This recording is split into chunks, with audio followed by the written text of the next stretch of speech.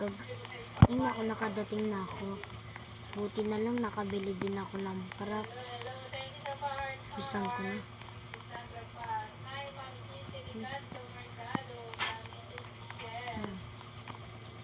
Nood nga muna ako. Magugas nga muna ako ng kamay para hindi halata.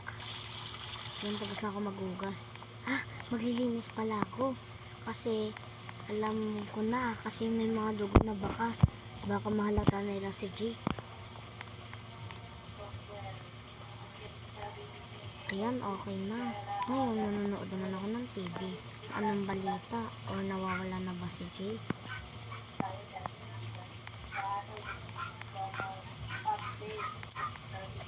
Tignan na lang natin kung maibabalita pa pa Jake.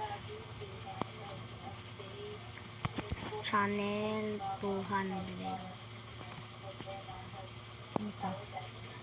Balita, may nawawalang lalaki na pangalan na Jake. Kung sino makakakita ay may reward. Patay na tong TV na to. Lipat. Patay. Buti na lang nakabili ako ng props. Kuhain ko lang sa garbage ko. Ilagay ko nga dito sa mga may props na ako. Tignan lang natin kung makikilala nyo na ang bahay na ito. Okay na to. Patayin ko na lang mga ilaw.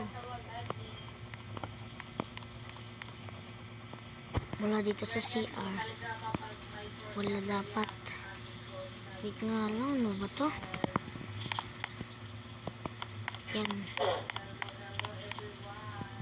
Dapat mala dito hanggang doon. Walang ilaw. Para hindi ako makita ng mga polis. Asan na?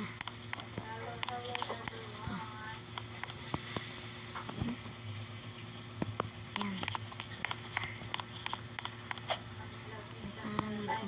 Yan.